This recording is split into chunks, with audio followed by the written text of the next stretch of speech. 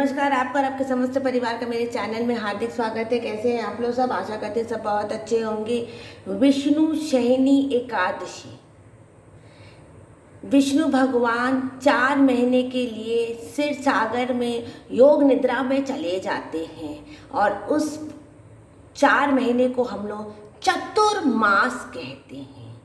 आषाढ़ महीने की शुक्ल पक्ष की एकादशी, इस एकादशी आज हम मना रहे रविवार के दिन उद्यात की, क्योंकि आज एकादशी है। इस एकादशी को विष्णु शयनी एकादशी, पद्मा एकादशी भी कहते हैं। इस एकादशी के दिन से सारे शुभ और मंगल कार्य बंद हो जाते हैं। सारे शुभ और मंगल कार्य बंद हो जाते हैं। 4 महीने के लिए सगाई विवाह सारे कार्यक्रम रद्द हो जाते हैं कि विष्णु भगवान जगत के पालनहार 4 महीने के लिए विश्राम को चले जाते हैं। इस एकादशी को विष्णु शयनी एकादशी कहते हैं और इस 4 महीने को चतुर्मास कहते हैं। बहुत सरल तरीके से हम आषाढ़ महीने की शुक्ल पक्ष की विष्णु शयनी एकादशी की पूजा करेंगे। बहुत सरल तरीके से हम पूजा करेंगे। तिल का एक हम आसन बनाएंगे। यहाँ पर मेरे पास तिल है और तिल का हम एक यहाँ पर आसन बनाएंगे। यहाँ पे तिल का एक आसन बनाएंगे और इसके ऊपर हम गणेश जी को विराजमान करेंगे। गणेश जी को हम विराजमान करेंगे। तिल का करेंगे क्योंकि एकादशी में चावल निषिद्ध होता है। उसके बाद हम पूजा आरंभ करेंगे। ये तुलसी का पत्ता है। एकादशी में तुलसी का बहुत महत्व होता है। इसको हाथ में लेकर संकल्प करेंगे। अगर आप सिर्फ कथा करें तो कथा का संकल्प करें, और अगर व्रत तो पूजा और फलहारी अगर व्रत है, जैसा व्रत आप करें वैसा आप संकल्प करें। भगवान विष्णु और लक्ष्मी जी का नाम लें, क्योंकि लक्ष्मी जी की पूजा गृहस्थी में होती है और ये एकादशी की पूजा करने से आपके सारे पाप धुल जाते हैं। तो भगवान का नाम लेकर संकल्प करेंगे। अगर विवाहित हैं तो पति का, विवाहित नहीं है तो पिताजी को बोल के ये तुलसी हम भगवान के सामने रख देते हैं। और उसके बाद हम पूजा शंख बजा सकते हैं, घंटी बजा सकते हैं। भगवान पे तिल छीटेंगे, भगवान पे तिल छीटेंगे। विष्णु जी का नाम लेंगे।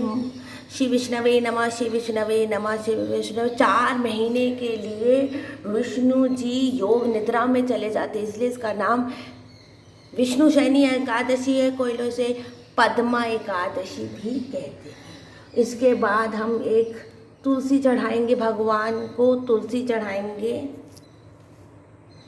भगवान को हम हरी चंदन, गोपी चंदन, केसरिया चंदन, जो भी चंदन हो हम भगवान को चढ़ाएंगे। ये चंदन आप माँ को भी चढ़ा सकते हैं। ये चंदन आप माँ को, सिर्फ सफ़ेद चंदन जो होता है वो माँ सुहाग बनती है। माँ सुहाग बनती, माँ के चरण में भी हम चंदन लगाएंगे। भगवान को उपवस्त्र मैंने जनोई पहनाया है। माँ को आप उपवस्त्र में कलावा पहना सकते। कलावा को आप बीच में तोड़ेंगे नहीं।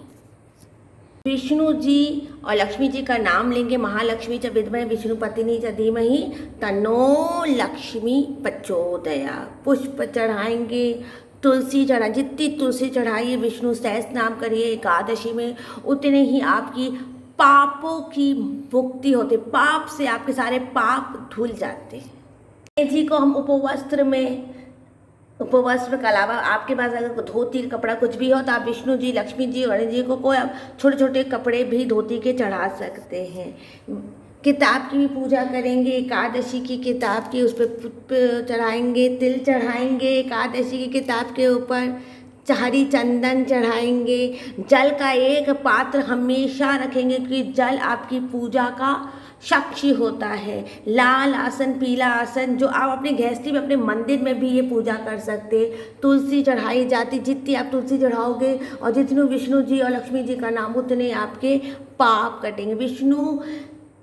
विष्णु शयनी एकादशी की कथा करेंगे। इसमें वो चतुर्मास के आज से नियम आरंभ होते। 4 मास, बहुत लोग कल्पवास भी करते। इसमें 4 महीने के चतुर्मास आरंभ हो। सारे वैवाहिक जितने भी कार्यक्रम है सगाई सब रद्द हो जाते हैं। भगवान अभी योग निद्रा में जाएंगे। उसके बाद देव उठनी एकादशी, जो कार्तिक महीने की एकादशी, उस दिन भगवान उठते हैं, उनको उठाया जाता है देव को। और ये 4 मास हमको बहुत सारे नियम, बहुत सारे फल, बहुत सारे दही जैसे हम त्याग कर देते हैं। चतुर्मास का नियम आरंभ हो जाता है ये आषाढ़ मास की शुक्ल पक्ष की एकादशी से। भगवान को कोई हम गुड़ की बनी मिठाई खिलाई जाती है। इसमें गुड़ चढ़ाना, गुड़ की बनी हुई मिठाई चढ़ाने का बहुत होता है। तो हम भगवान को भोग में गुड़ की मिठाई खिलाएंगे। आप फलारी ही भोग करेंगे कि आज पूरे दिन फलार खाना है। सेंधा नमक का कोई फल भी आप फल खिला सकते हैं। सेंधा नमक का कोई भी फलार बना के आप खिला सकते हैं। बोलो श्री विष्णु जी की जय, बोलो श्री लक्ष्मी जी की। लक्ष्मी जी को हम सिंदूर चढ़ाएंगे, सिंदूर चढ़ाएंगे। लक्ष्मी जी की हमेशा पूजा की जाती है गृहस्थी में की, क्योंकि आप गृहस्थी में पूजा कर रहे हो एकादशी की, तो लक्ष्मी जी की पूजा करने से सुख सौभाग्य ऐश्वर्य आता है।